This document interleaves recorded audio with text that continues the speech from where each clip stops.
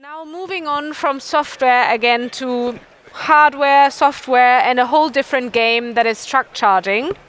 I'm very happy to introduce our truck charging or truck electrification panel. So in panel number 6, we're going to be discussing Fleet First, how commercial vehicles are pioneering mass EV adoption. So here, leapfrogging the growth phase right into the mass adoption. And I'm very happy to welcome on stage 4 amazing speakers. Daniel Lyons, Managing Partner at the Corporate Finance Specialist Improved. James Kennedy, Founder and CEO of Virtos. Matthias Wiecher, General Manager of Energy and Charging Infrastructure at Einride, who's also a regular at the ICNC. And Matthias Metke, Vice President of Decarbonization at Eurobug. So please welcome our speakers on stage. And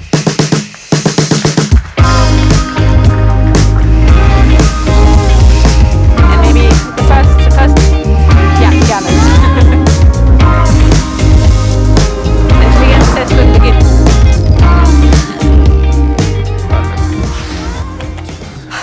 So, welcome everybody. I hope you're well rested. Yeah, very much. Sort of, yeah. I don't want to know.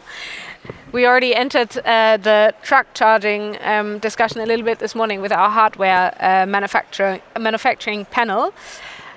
For starters, because the companies that are now present here might not mean something to everyone, so I would like to take a minute and let you guys introduce your companies and sort of where you are in the truck charging value chain.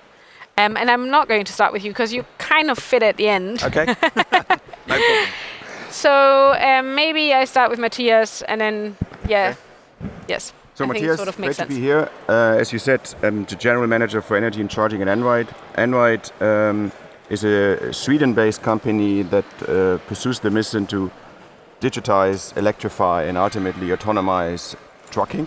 And for that, in addition to the North Star of developing an autonomous vehicle, we run electric trucks for our customers and do this in an end-to-end fashion. So we provide the trucks, the driver, the digital infrastructure to actually do this properly, as well as energy and charging. And we're doing this in Europe, in particular in Sweden, Germany, Denmark, Austria, in the US, as well as in the Middle East.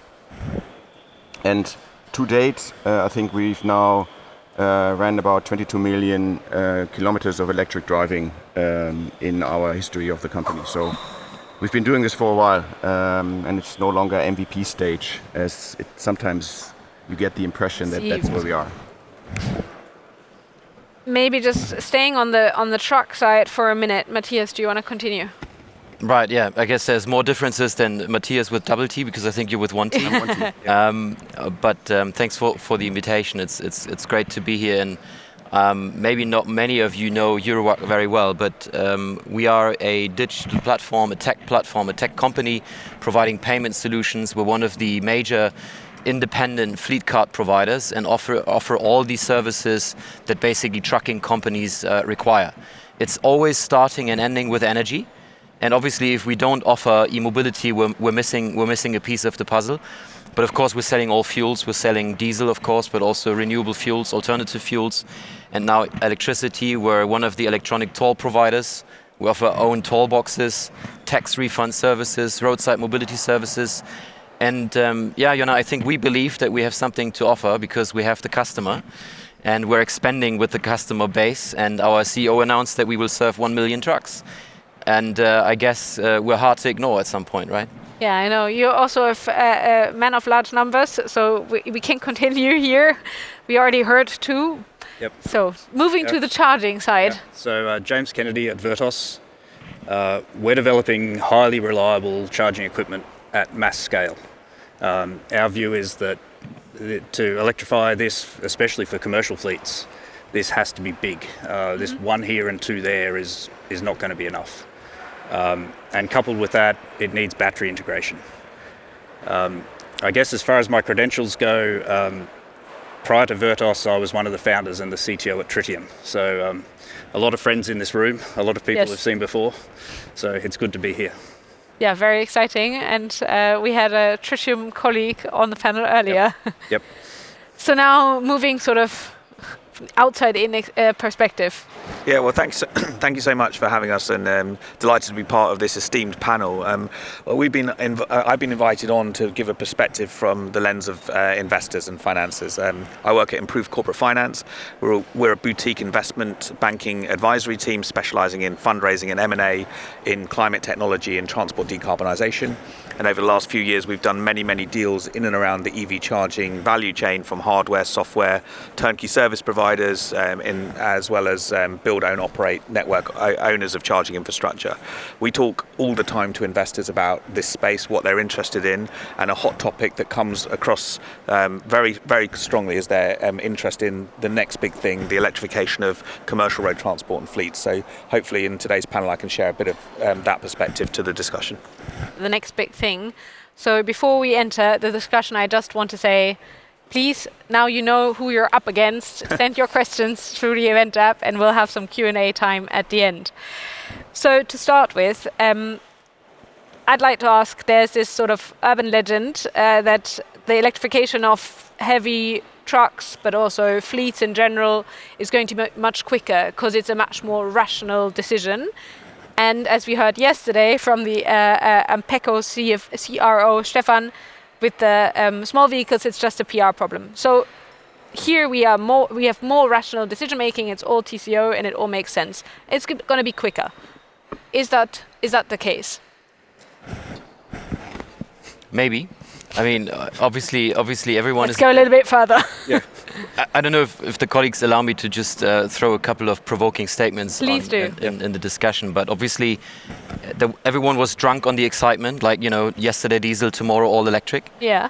Last week, the president of CLEPA, the automotive supplier organization, and the president of ASEA, the truck manufacturer and car manufacturer industry, have written to Ursula von der Leyen to say electric vehicles and registrations are way behind and we need to change course in the sense of changing the CO2 regulation and be less ambitious on obviously the electrification journey. I think everyone is a bit unsure what that actually means, but obviously there is penalty fees in the room, so and you could provocatively ask, is it smart to put so much pressure and basically put e-trucks, e-cars on a level where everyone has having such high expectations that you can simply just fail.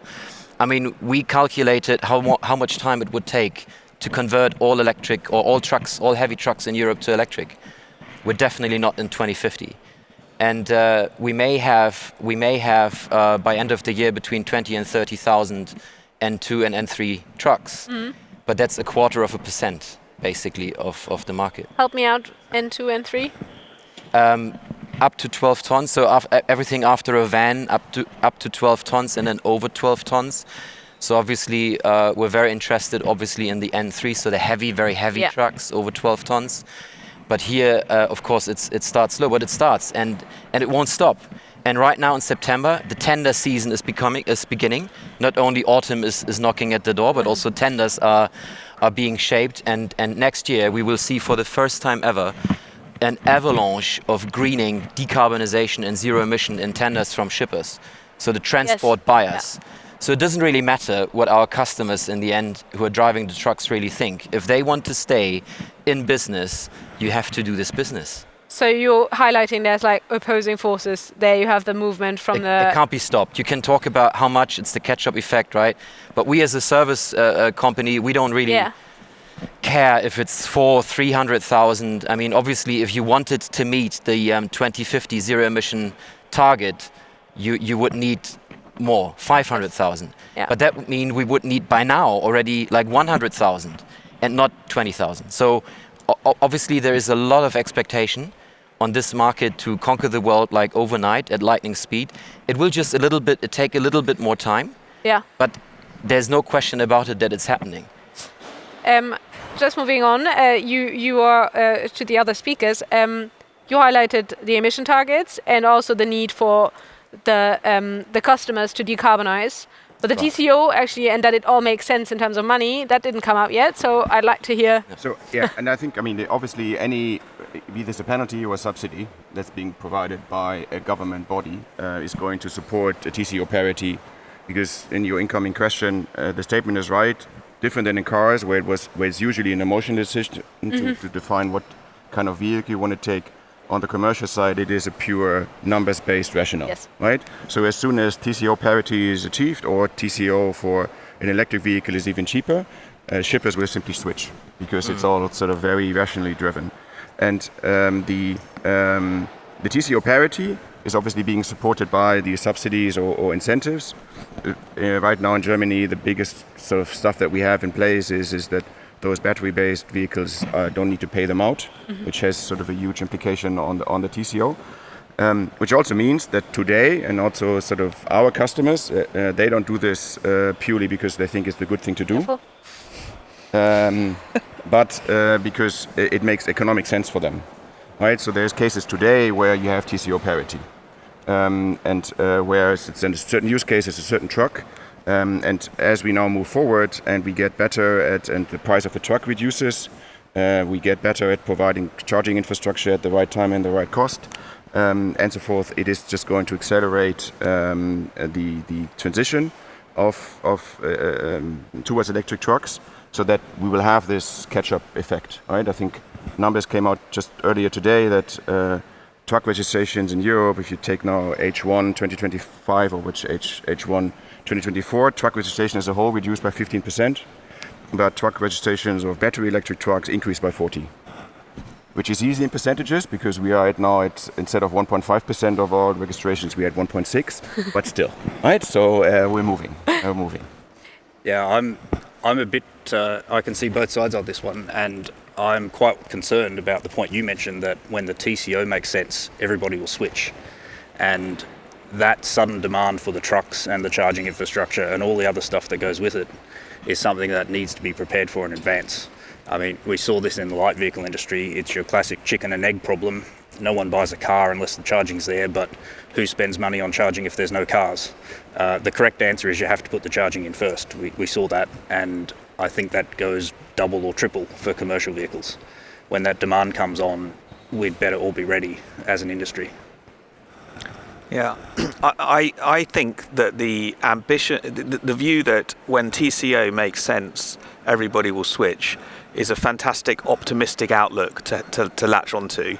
We already know that TCO is in the money, so to speak, for some of the lighter duty commercial vehicles, yet not every fleet has switched. And why is that? Well, it's not just down to the pure economics of TCO. First of all, you need the capital to make that upfront purchase. And 90% of all fleets and shippers are small independent operators that own one or two vehicles. Most of them are not creditworthy to take that type of capex on a traditional lease. So innovative financing is needed to enable them to make that upfront electric switch from an ICE vehicle to an electric vehicle. And there is a new wave of different financing solutions entering the market, from vehicle as a service, operating leases from new entrants, that type of thing. So that's certainly one part of it. But the rest of the puzzle, and I think the point that you made around charging infrastructure is also important. They're not going to switch unless they have confidence that the infrastructure is available either at the end point of the journey or en route if their driving requirements need it. And I know that many people in this room at this conference are fixated on solving that problem, which is a great thing to be focused on.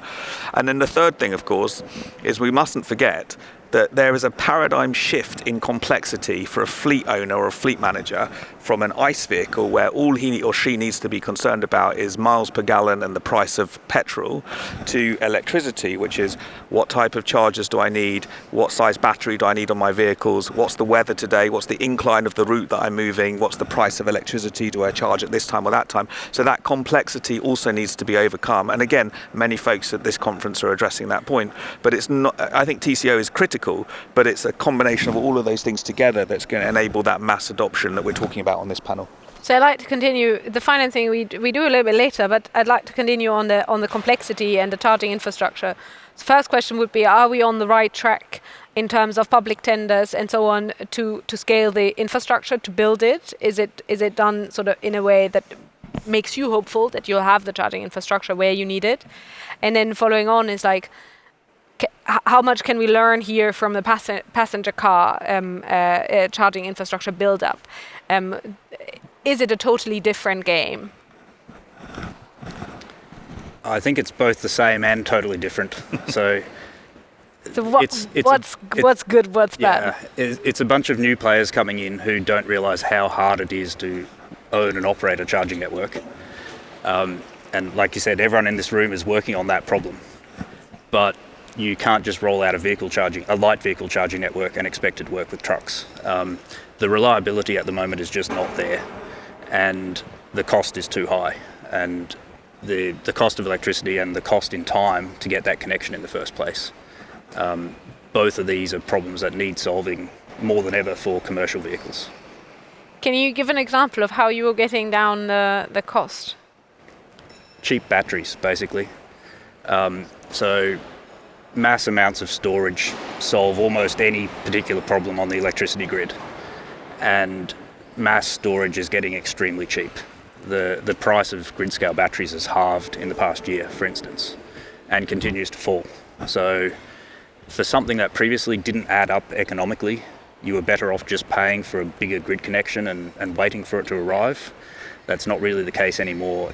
It varies by country, it depends on the tariffs, it depends on the operator, all that sort of thing. But as a general case, this is now getting financially viable, financially better to put in a large battery system then rather wait than for the large grid connection. Yeah. I would challenge that a little bit, if I may, because there's many. I've been a Brussels-based lobbyist for over 10 years, and I've also been on fuels, and I saw the other side, and I've heard all the promises, and by now we should have already achieved TCO parity years ago, according to what years ago has been said. So obviously the reality is different, and the complexities are there. For us, it's about scale. We have our doubts if what policymakers are basically trying to achieve through regulations, saying build chargers every 120 or then 60 kilometers on the network. I mean, it's about quality, not quantity, obviously, right? And the key is data. It's data. You need to know where the demand will be. And as a digital platform, we believe we have something to offer, because the moment you know where the demand will be, Matthias and others can decide where they build this infrastructure, because they know it's guaranteed turnover. How are you then collaborating with the CPO to provide that data so they know where to build it, or regulation? We like to cooperate with all the CPOs, and Einride is a new, so Matthias is a new friend I just made. So obviously we like to work with all of you. And it's not just the same first name. So I think what sort of one of your questions was, do public processes sort of really help? And I think on the car side, they sort of had a sort of justification to do it, because, as I said earlier, you just needed a way to cover the entire map, right? Because it's an emotional decision to sort of switch to an electric vehicle, meaning I want to be able to drive to Grandma whenever I want to.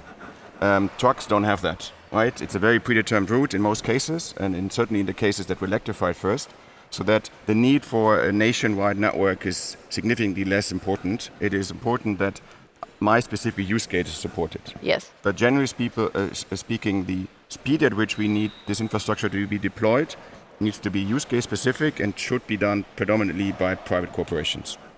Because it's usually what we've also learned on the car side, with all good intentions, these public processes take long. Yes. And they're usually too late when they are starting to become effective. Years. But at the same time, especially now, and this is a bit different on the car side than it is on the truck side, the public processes, at least in Germany and also in the majority of the other countries, started while there already was a network for cars. So it became an augmentation. And now this process for the truck sides starts before there is a truck network. Yes. And there's a huge risk that this is going to distort market mechanisms, because people will want to know and have confidence how those publicly supported infrastructure is going to play out, both in terms of performance and in terms of costs. And that's simply an additional uncertainty in an already very uncertain business that is making the capital that theoretically is there shy away. And this is really decelerating the speed at which the use case specific infrastructure is going to get deployed. And this is going to, again, reduce the speed at which EV adoption is really going to happen on the truck side. And perhaps, if I may, one other thing on this is I fully agree that batteries is a huge thing, because generally speaking, what we are now doing collectively as an industry, we are trying to solve truck problems with car tools. Right, so we are throwing a charger on a truck problem that's designed for a car. We are using a software that's designed for cars to solve it for trucks. And that's fine for now, right? Because we are way away from scaling. But we need to be aware that this is not going to get us to an 80, 90, even 100% electrification of trucking. Everyone is asking and shouting for every resting area needs 10 to 15 megawatt of grid capacity. I think we should leave that illusion aside. It's not going to happen. So what is it that we can do? Right? Is it batteries? Do we need to change sort of behavior of truck routes so that they depart the highway to then charge someplace else? Do we need to go into battery swapping?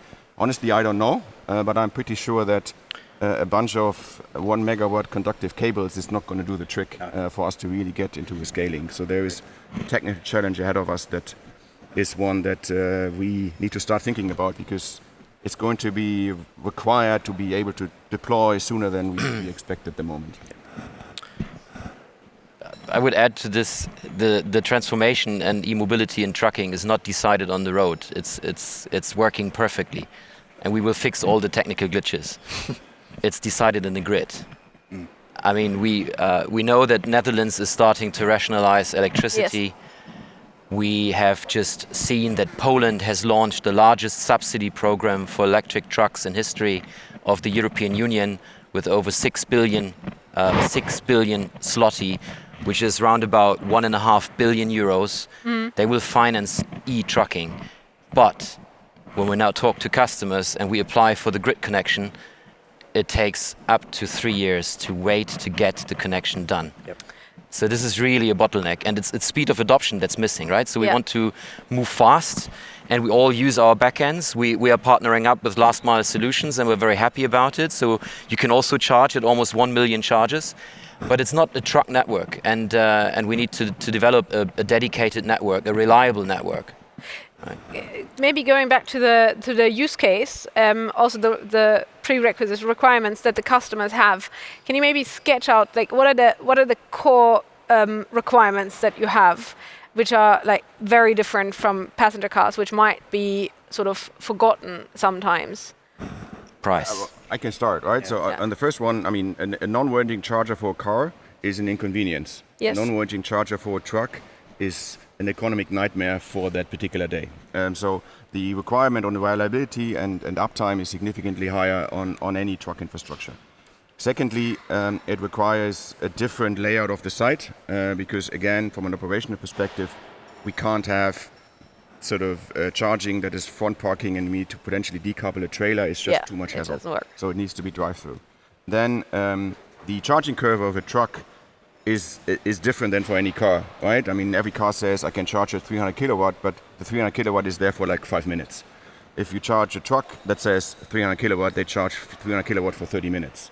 So basically, the design of the infrastructure needs to be laid out that every charge point is able to really bring the sort of nominal value for a certain period of time, which puts a lot of strain on the entire infrastructure, and that's again where we get throwing a car tool on a truck problem as an issue. Yeah. And then last not least, we need to do this. We also need to, and let's not forget this, one of the most scarce goods, if you can say this, or resources, is a better word, in trucking is drivers. So this needs to be good and sort of an experience for the ones that actually steer the vehicles. So if they don't like it, it's not going to work. That's why it also needs to be somewhat, we can't put some chargers in the back alley of some place, but it needs to be a place where people are fine to spend some time. And then lastly, and this is a bit the counterpoint, it needs to be basically, I mean, in the German context, power should cost as much as it costs for a household.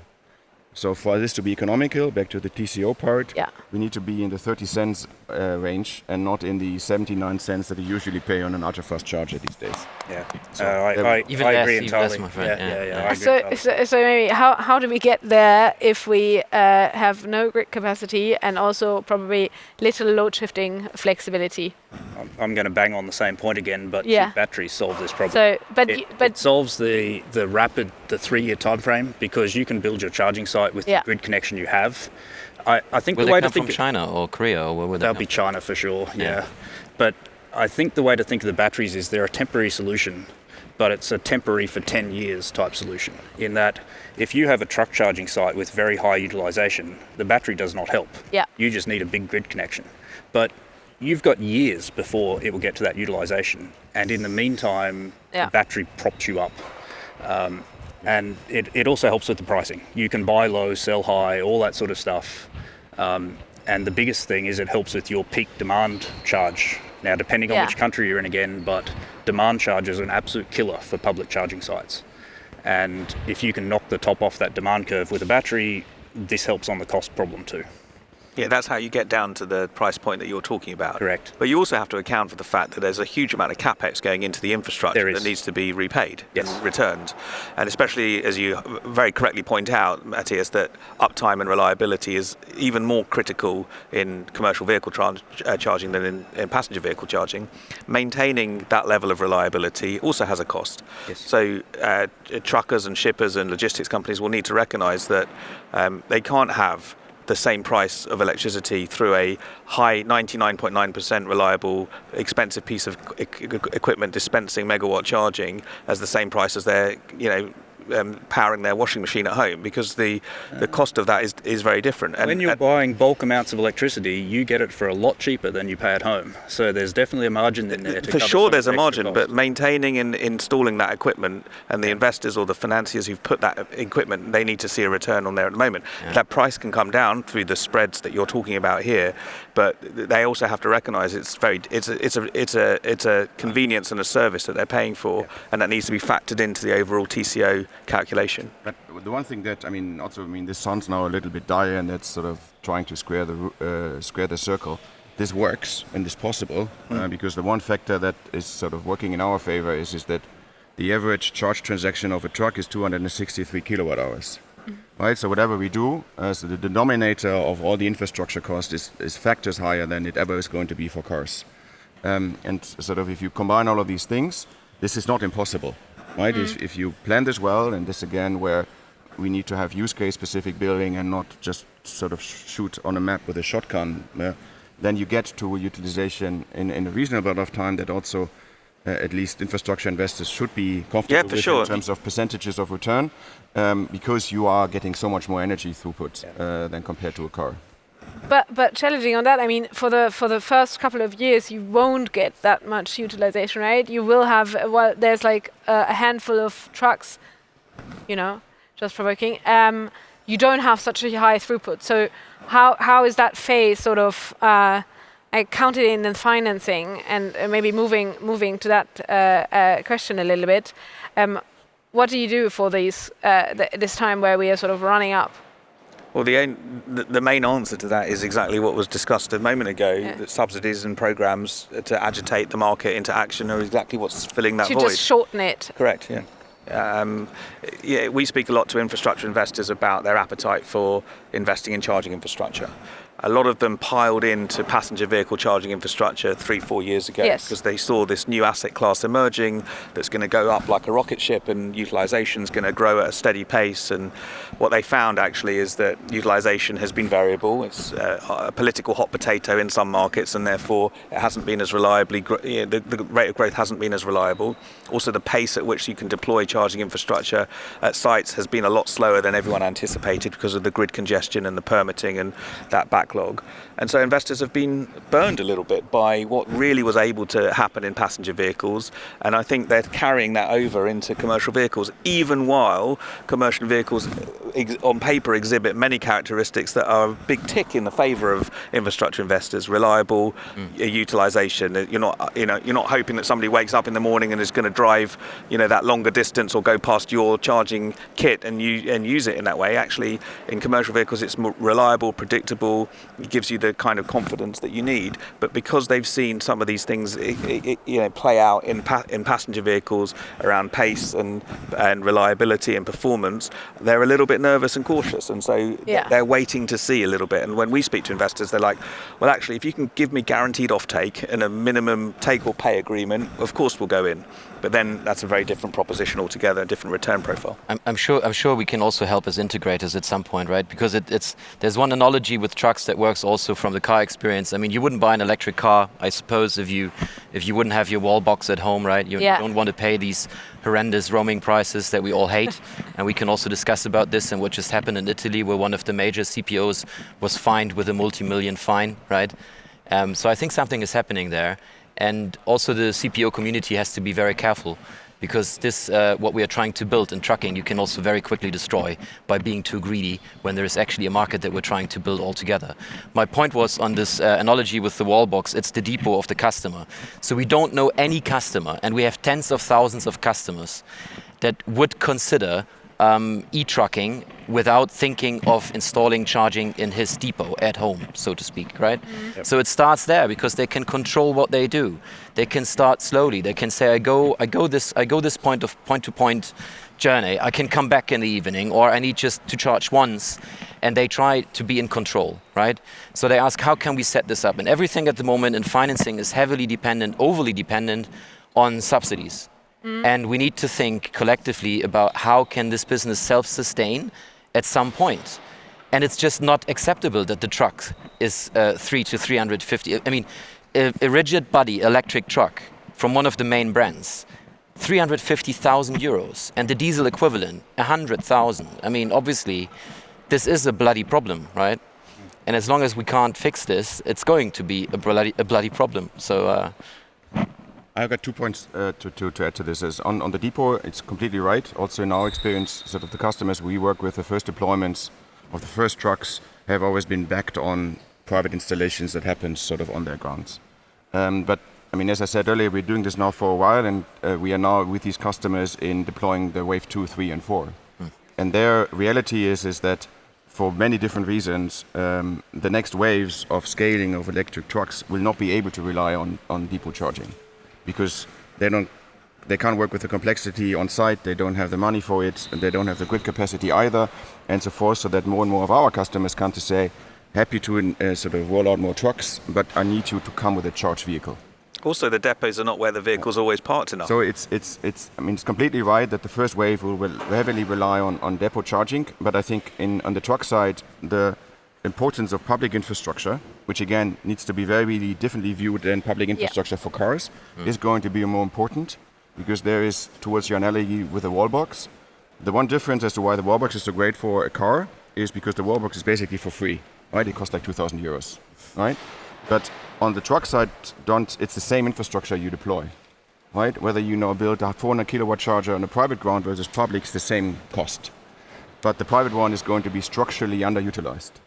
Whereas if you run it well on the public ground, you're going to get... Unless it's semi-public, right? Yeah, well, so I'm wondering, so obviously the point that you're sort of converging to is like, what's the charging network of the future going to look like? Is it going to be just a remake of small vehicles, like roaming infrastructure, and you have a huge variety, hugely fragmented market, lots of players in there, and then some service providers who are like gluing it together? Or do you see a network of half public, half private charge points where companies, customers then also put their investment together and share it and try to like keep this whole waterhead of that's it. I mean, here you hear a lot about charging communities where obviously depots are connecting and customers talk to other customers and can I charge at your ground and so on. This is how it starts. We're creating a family. And in that happy family, everyone is looking to public charging as well. So it's just, I wanted to ask you as well what you think, how many years that's gonna take. But our assumption and belief is that for the next couple of years at least, the depot story is the main story. That's what's making it real. Then you have some bold players like Milans and others, and Einride is building, that are putting just, very nice public infrastructure out there. And as long as the charging price is competitive, I'm guaranteeing you it's going to be used, because we will also promote it to our customers. It's not enough to just put an island of charging hubs here and here and here. We need to build corridors. And we are now convinced that long distance trucking, when it's point to point, it's of course working, right? Everyone says it's not going to work, and long and heavy, forget about this, it's around the chimney. But we have to realize that it's actually working, right? Because now you have brand new super trucks coming on road with real autonomy of 500 plus, and this makes this product competitive. Do you want to add something to that? No. I think, my other point was a bit about all of this, and this is a bit to what you said. I think the biggest hurdle we have to overcome right now is access to capital, both to finance the vehicles, right? It's not just the infrastructure, because the price is there, and I fully agree. It's a bit outrageous that supposedly the ingoing assumption that we all have to work with is that the electric vehicle is 2.5 times more expensive, and then we have to figure out the rest as an industry, right? It's a bit one-sided and unfair. But it's even if it's cheaper, the majority of companies that do trucking will not be able to simply expand on buying an electric vehicle as a response. And then it is to what you just said earlier, be this private installations and or public or a mix of it, which is ultimately obviously going to be. Also, this needs to be financed. And right now, it's very few investors that are still eager and interested in infrastructure investments for any infrastructure for charging, including trucks. And that's something that is really decelerating our abilities to deploy and also to take steps towards solving the hen and egg problem that you've mentioned earlier. And don't you think this AFIF money, I mean, the EU is throwing loads of money on supporting the infrastructure. Isn't that enough? That helps, and that's intended to help crowd in other investors as well, to make it not just completely dependent on government funding or central funding. But I don't think it's quite as bleak as perhaps you just suggested at the end, Matthias, although everything you said is correct. I think there are new innovative sources of capital coming, so it's not just the traditional infrastructure funds that we would be dependent on to enable this transition. Funding is coming from all different pockets, and I think as commercial vehicle electrification does take hold, the economics, the attractiveness of that value case is much higher. We're already seeing in passenger vehicles debt coming in at a much greater pace. That wasn't the case sitting on this stage 3 years ago. We were talking about infrastructure being the next frontier of financing for that asset class, and it's absolutely moved on now to debt and other sources of capital as utilization has sort of stabilized as a base level, and structuring of different transactions with SPVs at the asset level mean that you can come in and finance at an asset level without worrying about other overheads and company costs, and the cash flows being thrown off from those assets is sustaining that financing. We will see that in commercial vehicles as well, perhaps even more so because of that predictability point of the usage and the cash flows at the asset level being attractive. So I don't think it's a complete I agree with it, it's a deceleration at the moment, but I think the outlook and the picture is actually quite rosy. One of the things Take you where you were. One of the things we're seeing there is a bit of a combo of public and private, in that at least in the Australian context, we're seeing customers line up multiple private customers on a semi-public site. So they'll line up a transit bus operator to use it overnight, but they'll have a truck charging operator who uses it for rapid charging during the day, and the delivery van operator who uses it during the day. And so now you can push your site utilization up way higher than you could otherwise. And because they've pre-signed these customers up, that gets them the access to the capital to build the site, because they've got guaranteed amount of power they're going to sell. So there's a lot of options there, I think, that help solve this problem. Looking at the time, I'd like to, before we do closing remarks, I'd like to open up the discussion to the audience and also start with the questions that are already here. So please, if you have a question to our panel, just raise your hand and one of the microphones is going to find you. There's a question over here and one over there. Maybe we do these first. Hi, this is Jens from eHall. Thanks for the nice panel. This really opened up my heart today, because don't throw passenger car solutions on truck problems, Matthias. Thanks, I really like that. We do battery swapping for huge trucks or heavy-duty trucks, and that's why we do think exactly the same. So my question towards you is, how far do we get with optimizing cable charging? And what else do we need to cover 60, 70, 80% in electrifying the fleet? If I'm honest, I don't know. So I think we'll be able to still get quite a few in a couple of years, I guess, especially if the pace at which we see new electric trucks come to market is like we have it today, with conductive ways of charging as we know it now. In particular, if we augment this with batteries. I'm just pretty sure that that's not going to get us all the way. And to be honest, there needs to be smarter people like me, perhaps you, right, to solve how we then do it then. It's just not going to work with the stuff that we know now. So we need to know something new in a couple of years how we're going to do this. Yeah, I can have a go at this one too. The answer is you need both. The sheer scale of this problem, we need to throw everything that possibly works at this particular challenge, and there'll be certain corner cases that work best for battery swapping and certain corner cases that work best for conductive charging. And yeah, I don't know where the shift between those 2 points is, but there's room for everything, I think. I would have a question back again from my Brussels times. There was a famous company back in the days called Better Place. They received loads of money from the EU, and the outcome was nothing. So you have to be very careful what you promote in the sense of it has to work, be reliable, and also deliver results. Maybe the time was not right at the time, but I would also be curious when I hear all this innovation. You need innovation, but is it going to work? It's like when you order furniture. Yeah, I order furniture, and it's delayed. Oh, now the manufacturer is bankrupt. So you can only keep up innovation story and promise that long. So it has to deliver at some point. And we need to work together also. And we want to integrate. We want to integrate all the innovations and services that make sense. Because we believe that there will be a few major MSPs, including us, as an integrator for all the innovations that are out there on the market. And we still believe it's about data.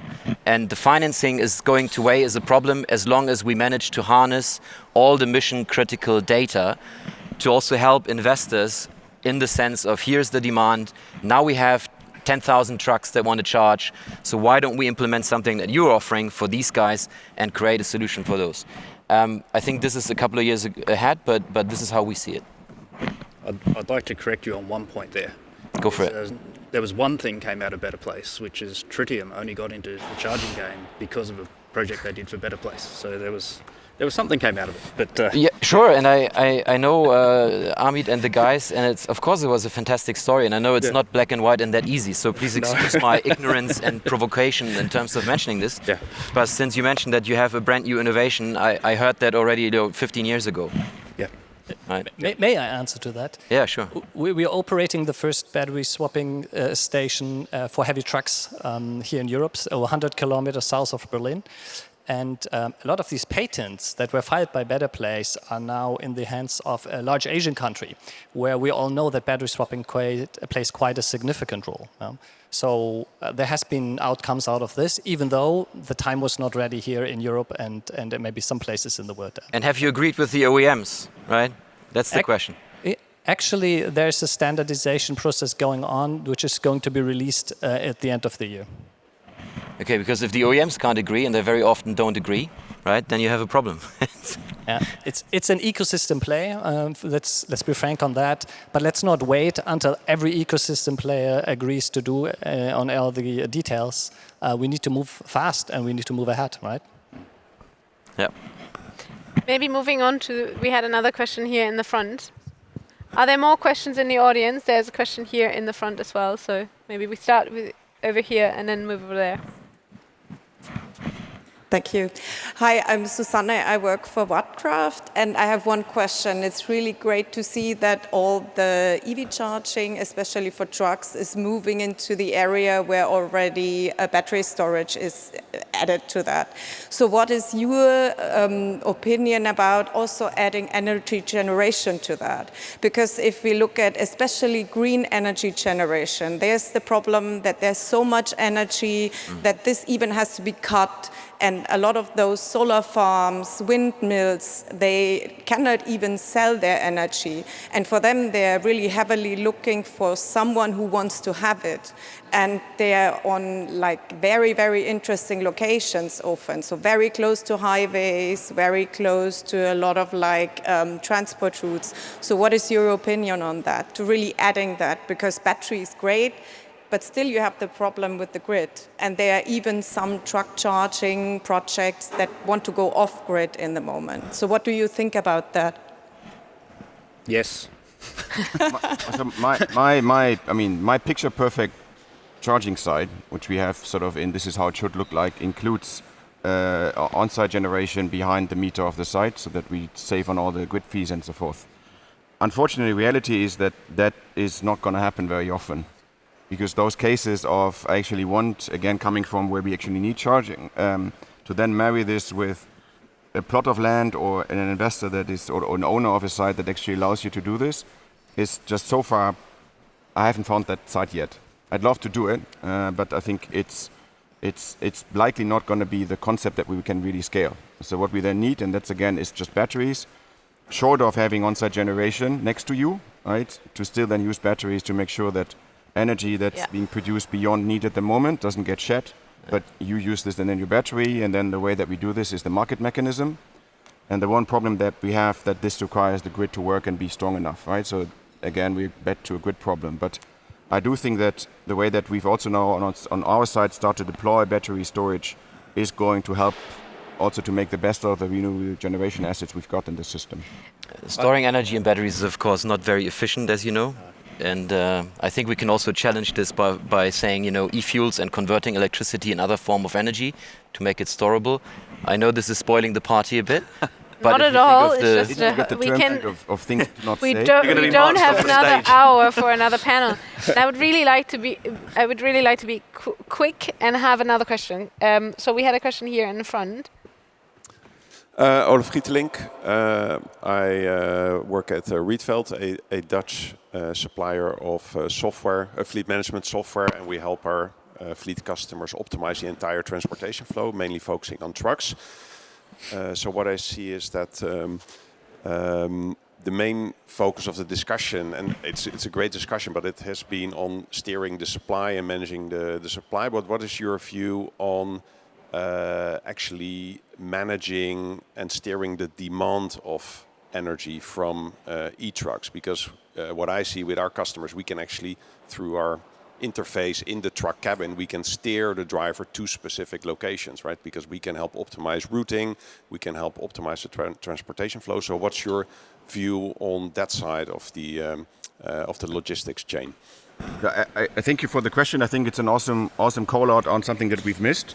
We talked about this now and basically fell into the trap of always replacing a diesel truck one-to-one with an electric truck and then leaving everything rest the same. And that's usually not going to cut it. So what I think is required and is really is that if you've got, obviously at first a mixed fleet of electric and diesel vehicles, that you indeed, as you just mentioned, start to manage this differently. And indeed in this, especially on the electric side, make use of the advantages that this kind of vehicles bring, right? That you indeed can play a bit more with demand and where you go, where you charge. And we've recently published a study together with our customer Rewe and the Fraunhofer Institute, where we've ran sort of all lanes that Rewe has for a certain region. And to do a one-to-one swap, you get a TCO advantage of a single %, I think, or two. I share don't quote me on the numbers, I share the report later. But if you do this on a fleet management level, right, using all the tools that you have at your disposal, you get to, I think, 13% improvement on TCO. And that's where the beauty is, and ultimately, right? Where you start to sort of also run the fleet a bit differently to then really make the best use out of what electric trucks can provide. Agree. Yep, agreed. Great, we all agree on that. So looking at the time, I'd like to give you the opportunity for closing, a very, very brief closing statement, focusing on what you want the audience to take away from this panel. You want me to go first? Yes, please. Okay. So as we talked about, the transition from petrol and diesel vehicles to electric, one of the biggest barriers to overcome is capital, whether it's the capex to deploy the charging infrastructure or to switch from diesel to electric vehicles. That's one of the biggest barriers. Then the plethora of technical solutions that have been discussed as part of the Q&A, whether it's battery swapping or cogeneration or demand-side optimization of where the vehicles are, those are all part of a mosaic of solutions that are going to be absolutely critical to make this ecosystem work. And I think it is a mosaic of solutions. It's not one size fits all, but all of them will require that upfront capex and that capital requirement to be solved. And I think that what we're seeing, certainly from our vantage point, is an influx of new innovative financing solutions that give us some optimism that we will be able to move at pace in this transition. Thank you. So you made the capital point. Yeah. I do and this is a bit a counterpoint to some of the things that are being sort of exhibited over there, where everything seems to be MVP and R&D stage. I'd like you to all take away that electric trucking happens today, and it's not something that we need to wait for tomorrow. And so don't wait for it either. I think my comments are pretty similar. We need to get onto this. This is not a 5-year away problem. This is a problem that needs working on right now, and the world needs this stuff to go really big picture. This has to happen, and it will happen. And it's the people in the room making it happen. Thank you. It will happen, but by 2030, 1 in 2 companies will have 1 or 2 electric vehicles. That means the vast majority is still other vehicles, so it's going to be a combination. So when you want e-mobility in trucking and B2B, think beyond e-mobility and work with us. We believe that we will be the #1 EMSP, and we're the first CRT, commercial road transport focused EMSP in Europe. That's how we announced and position ourselves. And I don't try to be arrogant in no way or no mean, but there will be integration needed, which combines all the products. When you go to a customer, they will need everything else. Mobility, roadside services, parking, washing, toll, tax refund, you name it. So as long as we work together, we're happy to integrate all the innovation and great stuff that you're doing. And we would like, as Eurowag, to work with all of you. Thank you. Thank you so much. For all of those whose questions haven't been answered, because I know there were a few more, please feel free to grab the panel. They're just walking down there, so just get up and grab them. And otherwise, thank you so much. Thank you for having us. Thank you.